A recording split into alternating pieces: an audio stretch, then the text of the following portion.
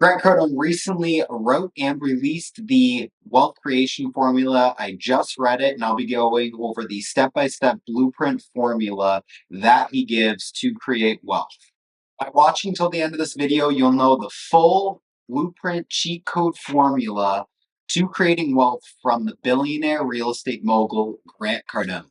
As always, please make sure you go ahead and like and subscribe. If I get to 100,000 subscribers by 12/31 of 2024, I'll be donating the full month of December's YouTube proceeds to the American Cancer Society. So make sure you go ahead and like, subscribe, and share with your family and friends. Grant Cardone is a great example of rags to riches. And in this book, he goes over the 9 step formula to go from zero to billionaire.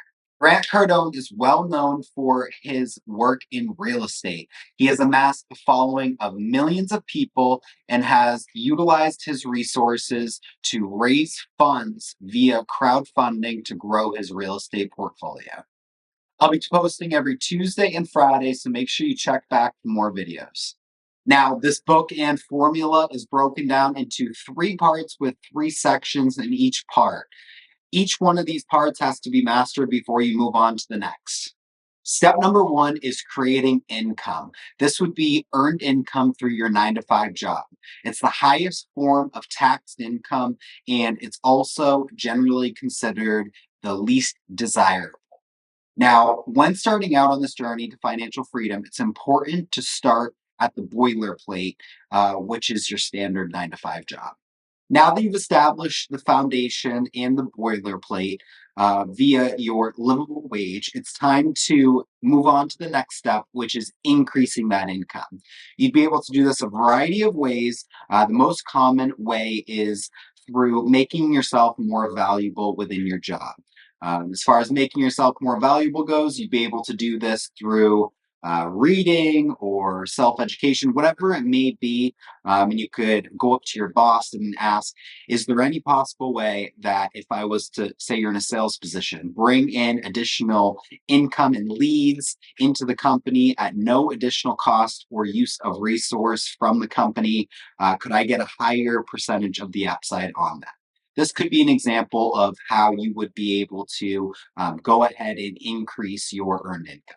When increasing your income through a 9 to 5 job, the biggest thing here is getting creative. You're going to have to kind of bounce some ideas off of your manager or boss, whoever it may be, to come to an ultimate conclusion of how you would be able to make yourself more valuable to the company. What additional roles could you take on, so that way you can increase your streams of income within your 9 to 5 profession? All right, so now we've created our income by getting a job. We've increased our income through that job. Next step is to save all that income. Now, when you increase your income through your 9 to 5 job, it's super, super easy to get caught up in what's called lifestyle inflation.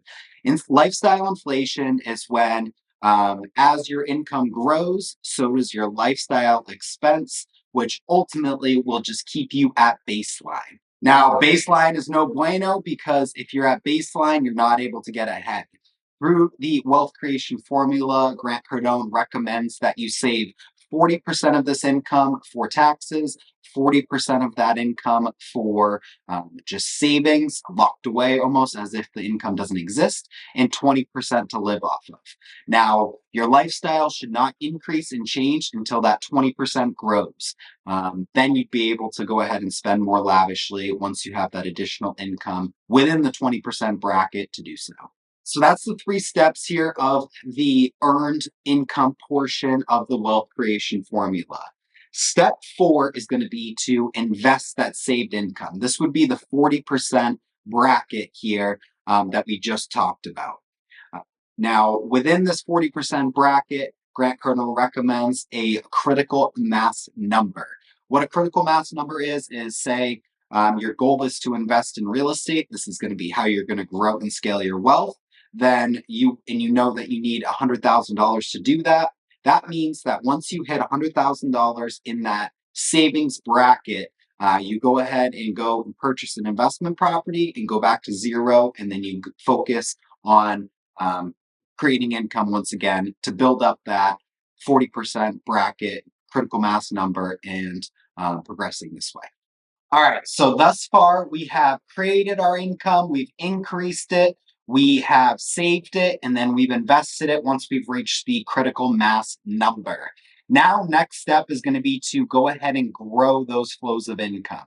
Now, it's important that you do not divert your focus from your standard 9 to 5 job, and you don't muddy the water by accumulating side hustles. That's not what this is recommending. What this is recommending is that you go ahead and accumulate assets that produce and spit off income every single month to supplement the income that you're already making. So, some examples of this would be annuities, cash flowing real estate, dividends, bond yields. Maybe it's the interest that you pull from your high yield savings account, or maybe it's even additional flows within your actual 9 to 5 job. So make sure you don't go ahead and divert your focus from your primary job with a side hustle that's completely unrelated. Focus on your 9 to 5 job. Focus on what that's producing. See if you can make additional sources within that, and then additionally, above and beyond that, see if you can maybe scale into other assets like that produce dividends, annuities, and other sources of income. Now that we've created the additional flows of income, the next step is going to be to go ahead and increase those flows. So, some ways that you might be able to do this is, say, for example, you purchase a real estate property. You'd be able to increase the flow by charging a trash removal fee or a pet fee or storage fee, something along these lines. These would be increasing the income from that cash flowing source. Or another example would be, say you invested in a stock and it's producing dividends. You could reinvest those dividends within the actual stock to make additional money babies so you can grow these flows of income further. So now we've gone over the earned income part, we've gone over the investment income part. Now it's time to go over wealth scaling. So this starts at number 7. Number 7 of this step is to go ahead and save your newly created income. This is extremely important because right now in this step, you're working to preserve. Now, once again, in the wealth scaling step, this is a different type of saving than we initially spoke about in the beginning steps. Uh, this is after you've already hit your critical mass number, you have millions of dollars in the bank. This is a preservation. So you might be investing in this step in things like that oceanfront house that you got below replacement cost, or precious metals, so gold or something along these lines, or it might even be priceless art. Things that have minimal risk and will maybe slowly increase in value over time, but you know that they're not going anywhere. You're not going to lose your money. This is simply stacking away money so you can further grow. But once again, please do remember this step doesn't come until you have millions of dollars in the bank already. And now it's step number 8 in the wealth scaling section. Step number 8 is to invest to further scale your wealth. So, investing in this stage would be purchasing properties that you might be focusing a little bit more on appreciation than cash flow in the eyes of examples for real estate.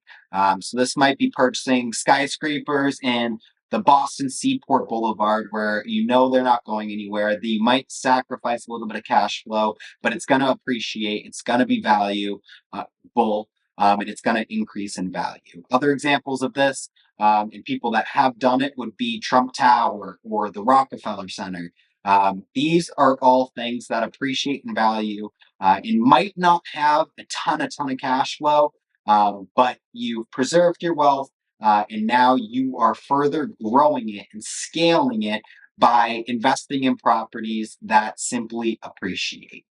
Alright, the ninth and final step is within the wealth scaling section would be to further increase those flows of income. So at this point, this is really considered the legacy building step. This is where It's not uncommon to have 50 to 100 to 1,000 different flows. So maybe you own a business, it would be introducing additional products within that business or opening up another storefront.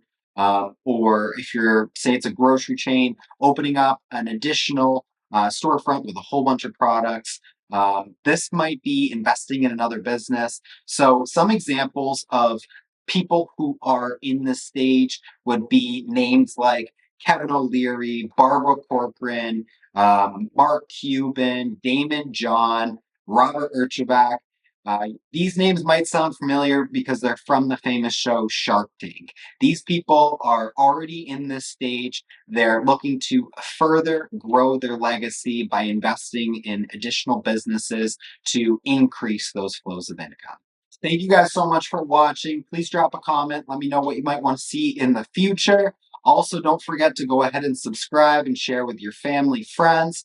Uh, just a reminder, if I get to 100, I'm looking to get to 100,000 subscribers by 12/31 of 2024. If I get to 100,000 subscribers by 12/31 of 2024, I'll be donating the full month of December YouTube proceeds to the American Cancer Society. So once again, go ahead and subscribe, share with your friends, and drop a comment. Let me know what you might want to see in the future.